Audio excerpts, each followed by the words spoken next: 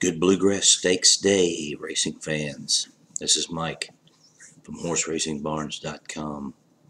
Yesterday was Friday the 13th, and it did not treat us very well. But today is Bluegrass Stakes Day, and we have a $250,000 All Stakes Pick 4 later on, and 12 races to go through. So let's get to it. Race number 1 is a $20,000 non-winners of 2 lifetime claimer at a mile and a 16th. And in here, I like number 1, Fly Unitedly. And this horse has been running on the grass at Tampa. A couple of even efforts. Has a big race here in the fall against similar. So I'm going to just stick with him and single him in the early pick 3. Remember that the pick 3s are rolling here every race, and they're 50 cents. Race 2 starts our first pick 4 of the day, and it's the early pick 4.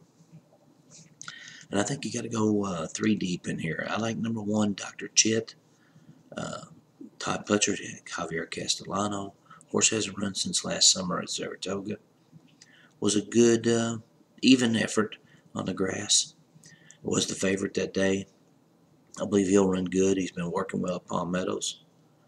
Number 4 is Avarice for Jonathan Shepard.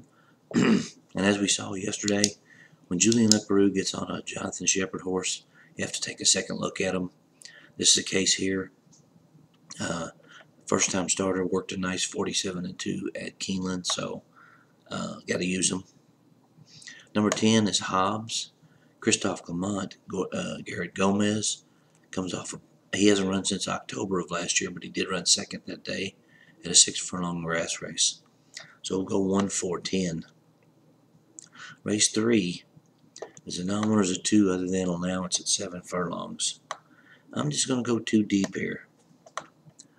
I like number 3, Senor de Hare. Graham Motion.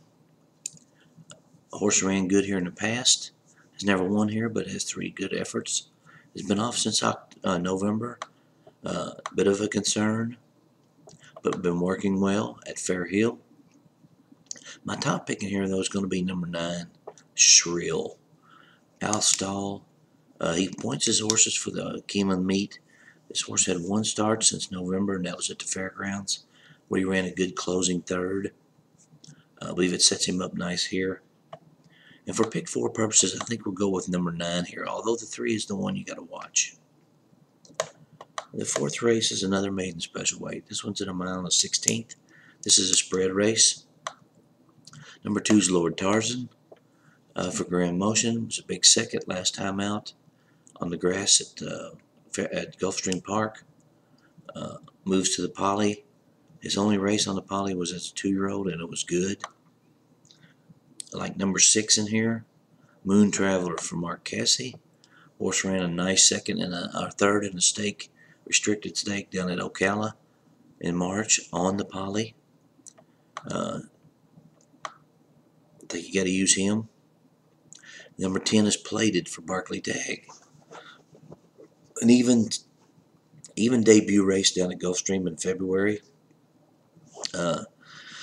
Working well since. I think you have to use him. And lastly, number 11, Bridge Loan for Todd Pletcher and Castellano. A couple of good races down at Florida. Anytime these guys get together, you got to use them. So I'll go 2, 6, 10, 11. Race number 5 is a mile and an 1/8 turf race for 3 other than allowance horses. What a good race this is. This is very tough. I'm going to go with number 1, Close Alley. And this is a horse that's had 1 race since September, and that was down at the fairgrounds, and he was fast closing 2nd, going 5.5 furlongs. Now it gets a distance that's probably more suited to his abilities and Leparoux. Also, I'm going to use number 9, Queen's Plate Kitten. Here we go again, Todd Pletcher, Castellano. Horse's stakes placed. Has been off since September. It's a bit of a concern. Has been working on really good down at Palm Meadows. The last horse I'm going to use in here is number 10, Sky Blazer for Barclay Tagg. Comeback race in February was very good. Won an allowance race at Gulfstream Park at this distance. I think you got to go 1, 9, 10. That's going to make that early pick 4 an $18 ticket. I'm going to use the 1, 4, 10 with a 9, with 2, 6, 10, 11, with 1, 9, 10. And that's $18, and hopefully we'll cash that and we'll have some money for the big one. Race 6 is just a pick 3 race. It's a maiden special weight at 1 1/16. Pretty tough heat. I think you got to use number 8 platform, and that's Garrett Gomez and Christophe Clement, 2 back-to-back seconds at Tampa at 2 turns. Obviously, that's his game. I think you got to use him. Number 10 is Golden Ridge from Mark Cassie. A good second on the a good third. However, I'm sorry, to Lord Tarzan, who we saw earlier in the card, and his debut at Gulfstream Park on the grass. And number 12, Current Design for Chad Brown. Castellano gets on this horse. This horse hasn't been real impressive. However, he was 4th to Went the Day Well, who come back to win the Spiral at Turfway Park. So 8, 10, and 12 in here for me. The 7th is a 1 1/16 allowance race, A other than, entry level.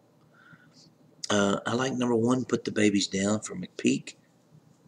This filly was 3rd in the Alcibiades as a 2-year-old on this track, grade 1. Tried the Breeders' Cup juvenile fillies and didn't fare very well, but this is her debut as a 3-year-old. If she's ready, she should be tough. Number 5 is Dancing Solo for Todd Pletcher and Castellano. Was 2nd in the Bourbonette at Turfway. Was well clear of 3rd place. Has a right to improve. Definitely got to use that horse. The one in here is Treasured Up for Al Stahl. Garrett Gomez. Horse is coming off a big win at Fairgrounds, going 1 1/16 on turf. Switches to the poly. I believe you got to go 1, 5, and 9 in here. Race 8 begins our all stakes pick 4, and also starts the pick 5. And this is the grade 1 Jenny Wiley at 1 1/16 on the turf. And in here, I think that number 2 Zagora is the best turf mare in the United States. She's had 2 races down in Tampa that were just breathtaking. I don't see anything in here that can beat her. Aruna tried to beat her in Saratoga last summer and couldn't do it. She's a single for me. Race 9 is the grade 2 Commonwealth at 7 furlongs.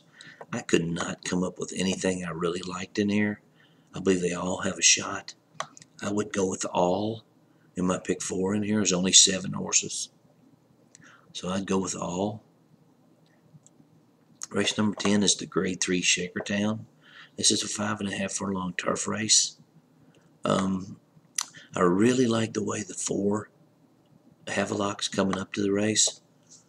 Horse is 1 on the is 2 for 2 on this turf at this distance. The last time it ran here was in the fall, and it was really impressive. He's had 1 comeback race, which was a 5 furlong race at Tampa. Finished a good 3rd. Looked like it set him up real nice for this, which was probably the goal. I will single number 4 Havelock. The other horse in here that I think you have to look at is number 1 Perfect Officer, who was 2nd behind Havelock in the fall at this distance.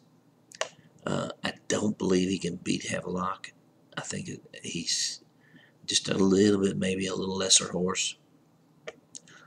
No, the race 11 ends our pick 4. That's the grade 1 Bluegrass Stakes. And this is the final Kentucky Derby prep for horses trying to make the Derby. Now, the obvious horse in here is number 4 Hanson.